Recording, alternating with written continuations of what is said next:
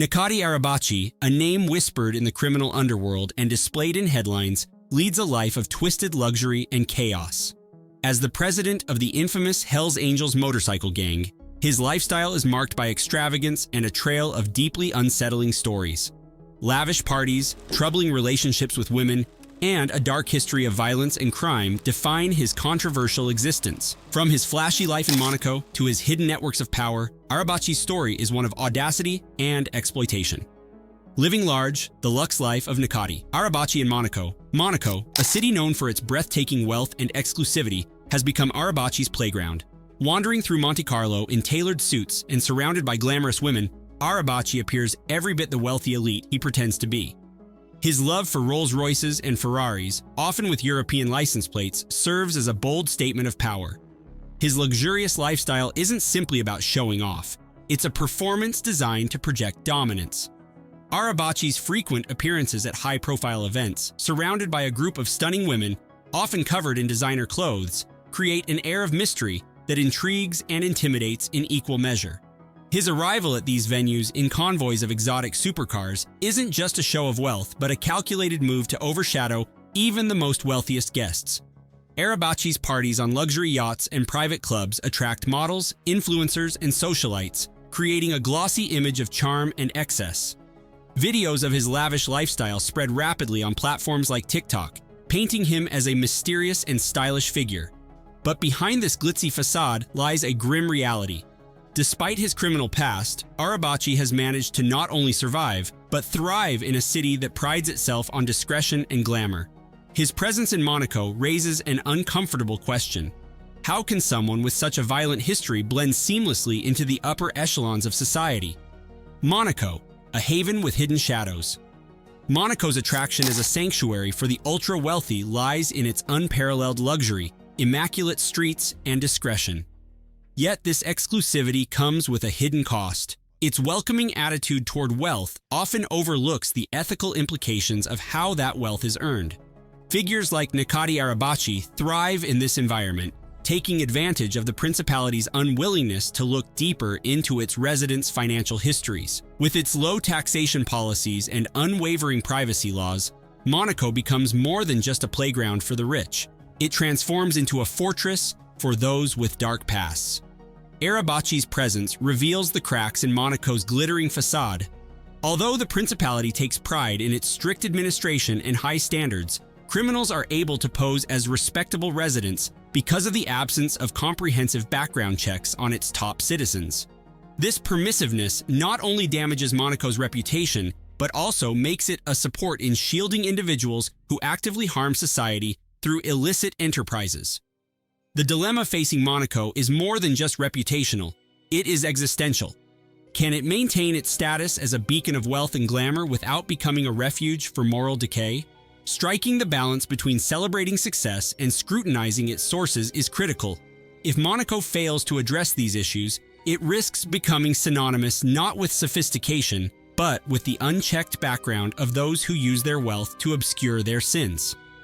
From small beginnings to international popularity, Necati Arabaci's story begins far from the luxury of Monaco. Born in 1972 in Cologne, Germany, to Turkish immigrant parents, he grew up in modest surroundings. His early days, however, gave little indication of the violent path he would take. In the 1990s, Arabaci emerged as a dominant figure in Cologne's red light district, using violence and intimidation to gain control. His alliance with the Hells Angels elevated his status, allowing him to expand his operations into drug trafficking, extortion, and human trafficking. Arabaci's involvement in the sex trade, particularly in exploiting women, highlighted his ruthless methods. Though he served prison sentences for his crimes, these only seemed to sharpen his strategic approach. Upon his release, he set his aims beyond Germany, building a network of influence that spanned Europe. Monaco became his strategic hub, a place where his wealth and criminal past could blend into the background of luxuriousness. His adaptability and cleverness made sure that his criminal enterprise continued to thrive even under scrutiny. Hells Angels and Arabaci, a deadly alliance. As a high-ranking leader of the Hells Angels, Arabaci holds immense power in the world of organized crime. The Hells Angels, famous for their violent methods and criminal operations, provided Arabaci with a global platform to expand his influence. His role within the organization goes beyond just membership. Arabaci is a decision-maker, orchestrating operations such as international drug and arms trafficking. His leadership style is marked by calculated aggression, ensuring loyalty from his allies and fear from his enemies. Through the Hells Angels, Arabaci controls a network that merges the dark underworld with a cover of legitimacy. This duality allows him to conduct illegal operations while projecting an image of success and charisma. It's this blend of brutality and finesse that makes Arabaci a feared and respected figure in criminal circles. The disturbing dynamics of his relationships with women. One of the most unsettling components of Arabaci's lifestyle is his treatment of women. Often seen in the company of models and influencers, he crafts an image of sophistication. But behind closed doors, his relationships paint a darker picture. Arabaci's history is full of allegations of exploiting women through human trafficking and coercion. His power dynamics are not built on mutual respect or admiration, but on control and intimidation. For many, his interactions with women reflect the broader exploitation that defines his criminal empire. By surrounding himself with glamorous women, Arabaci maintains the illusion of charm and attraction. Yet, these relationships are often rooted in the same patterns of abuse and dominance that characterize his rise to power. A threat to Monaco's reputation, Arabaci's public presence in Monaco is a striking contradiction to the principality's carefully designed image of prestige. His opulent lifestyle, with its ties to the criminal underworld, risks damaging Monaco's allure. For a place known as a playground for legitimate billionaires, the tolerance of someone like Arabaci raises serious concerns. The lack of scrutiny surrounding his activities reflects a troubling complacency. Monaco's reliance on wealth, regardless of its origins, creates an environment where figures like Arabaci can thrive unchecked. His presence serves as a stark reminder of the risks that come with prioritizing luxury over accountability. Law enforcement's frustration, the untouchable criminal. Despite his infamous background, Arabaci remains largely untouchable.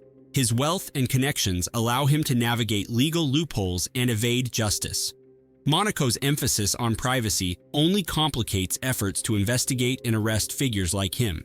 Arabaci's case highlights the challenges law enforcement agencies face in tackling transnational organized crime. The lack of coordination between countries and the protections offered by places like Monaco make it difficult to dismantle his network.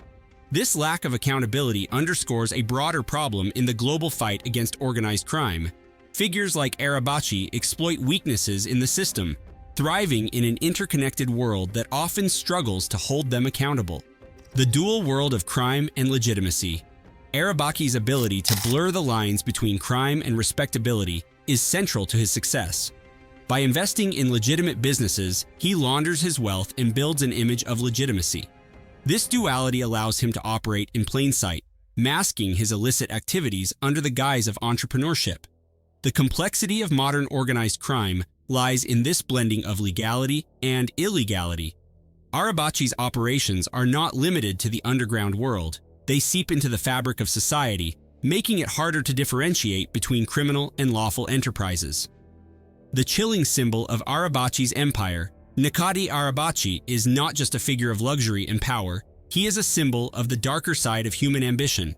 His ability to rise from modest beginnings to a position of global influence is a testament to his cleverness and ruthlessness.